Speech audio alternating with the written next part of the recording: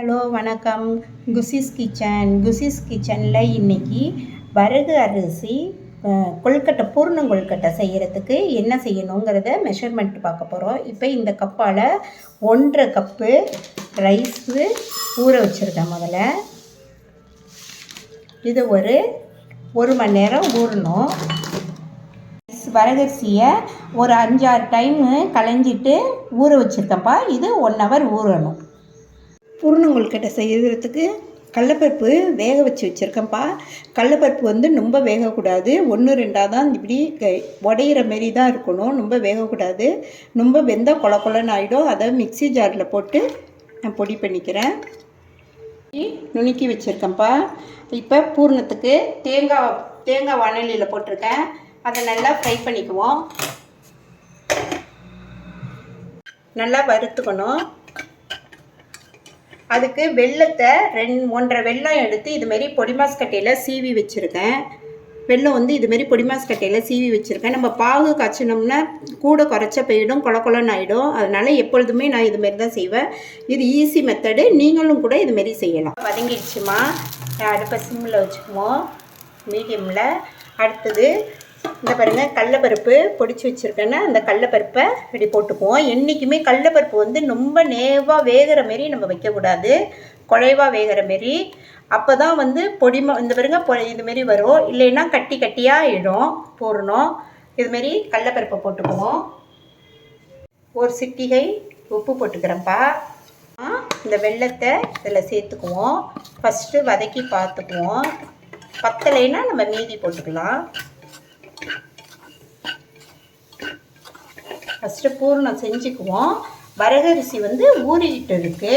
அது ஊறினோன்னே நான் அதுக்கப்புறம் அந்த மாவை என்ன பண்ணணும்னு நான் சொல்கிறேன். பாருங்கள், கொஞ்சம்தான் வெல்லம் போட்டேன். அதுவே நல்லா மெல்ட் ஆகி வருது. இந்த வெல்லமே போதும் நம்மளுக்கு. பாகு இதுக்கு பூர்ணம் செய்கிறதுக்கு இந்த வெல்லமே போதும். ஒரு அரை வெல்லம் தான் போட்டிருக்கேன். 1.5 வெல்லம் சீவி வச்சுருந்தேன். மீதி பாருங்கள், இவ்வளோ வெல்லம் இருக்குது. ஒரு வெல்லம் தான் போட்டிருக்கேன். ஏலக்காய் பொடி பண்ணி வச்சுருக்கேன்ப்பா. ஏலக்காய் பொடி 1 ஸ்பூன் போட்டுக்குவோம். பூர்ணம் ரெடியாகி நல்லா திரண்டு நல்லா நம்ம உருட்டுற சேஃபுக்கு இந்த பாருங்கள், உருண்டை உருட்டுற சேஃபுக்கு இருக்குது. அதனால் நம்ம ஸ்டவ் ஆஃப் பண்ணிக்கலாம். அரிசி ஊறிடுச்சுப்பா. இதை நான் மிக்சி ஜாரில் போட்டு நல்லா நேவாக அரைச்சிக்கிறேன்ப்பா. வரகரிசியை நேவாக அரைச்சி வச்சுருக்கேன்ப்பா. அதை எண்ணெய் சட்டியில் போடுறதுக்காக கொஞ்சம் எண்ணெய் ஊற்றிக்கிறேன். இந்த பாருங்க, வரகரிசி மாவு எப்படி தண்ணியாக அரைச்சி வச்சுருக்கேன்னு சொல்லி இதை எண்ணெய் சட்டியில் போட்டு நல்லா கிண்டி எடுத்துக்குவோம். இந்த பாருங்க, இவ்வளோ தண்ணியாக இப்படி அரைச்சிக்கணும். கிண்டிக்கிட்டே இருக்கணும். நம்ம கைப்பட்டு விட்டுடக்கூடாது, கட்டி ஆகிடும். நம்ம நல்லா கிண்டிக்கிட்டே இருக்கணும்.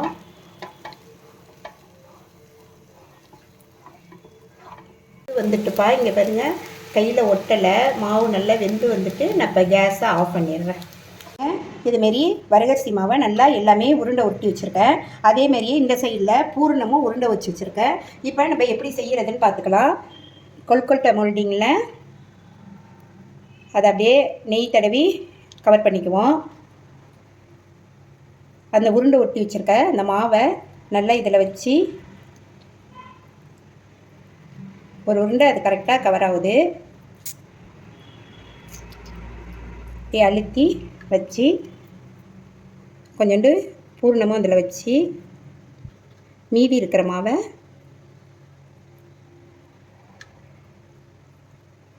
ரெடி செஞ்சிடலாம். அவ்வளோதான். ஓகே, செஞ்சாச்சு. கொழுக்கட்டை வேக வச்சுக்குவோம். இந்த மோல்டிங் இல்லாமல் இருந்தால் தான் எங்கள் தம்பிக்கு பிடிக்கும். அதனால் நான் சும்மா கையாலேயே வெறுமனை செய்ய போகிறேன். நல்லா உருட்டிக்கங்க. இந்த நடு ஃபிங்கரை வச்சு அந்த பூர்ணத்தை வச்சு அப்படியே விறுவிறுன்னு நம்ம செஞ்சுக்கலாம். இதுமாரி இருந்தால் தான் எங்கள் தம்பிக்கு பிடிக்கும். அதில் கொஞ்சம் தான் பூர்ணம் வைக்க முடியும். இதில் நல்லா வைக்கலாம். அதனால் இதுமாரி செஞ்சு வச்சுருக்கேன். இதை நம்ம இட்லி பானையில் வச்சு வேக வச்சு கழுவணும். இது ஒரு 5 நிமிஷம் வேகட்டும். 5 நிமிஷம் ஒரு 10 நிமிஷம்னாவது வேகட்டும். கொழுக்கட்டைக்கு எண்ணெய் சட்டி போட்டிருக்கேன்ப்பா. அதற்கு எண்ணெய் ஊற்றிக்கலாம். இது வந்து வரகரிசி கார கொழுக்கட்டை. நல்லா எண்ணெய் காஞ்சோடனே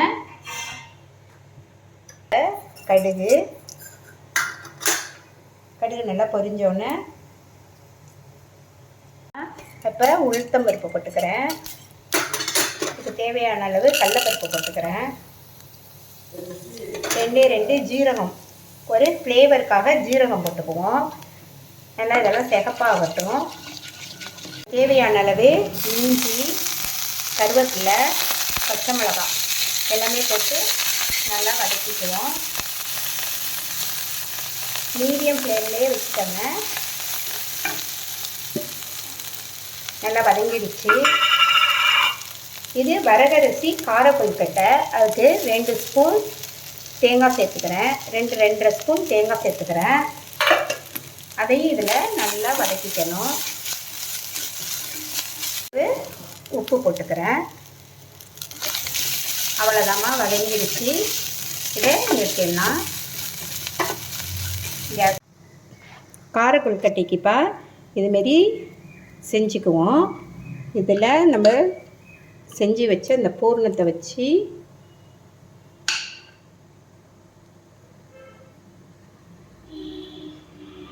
அப்படியே இது பண்ணி நம்ம எப்பொழுதும் வீட்டில் செய்வோம்ல புடி கொழுக்கட்டை, அதுமாரி இடி பிடிச்சிக்க வேண்டியதான்ப்பா. இங்கே பாருங்க, கையில் ஒட்டலை, நல்லா வெந்துட்டு இந்த ஸ்டேஜில் நம்ம நிறுத்திக்கலாம். கொழுக்கட்டை ரெடி ஆயிடுச்சு. வரகரிசி கொழுக்கட்டை ரெடி ஆயிடுச்சுப்பா.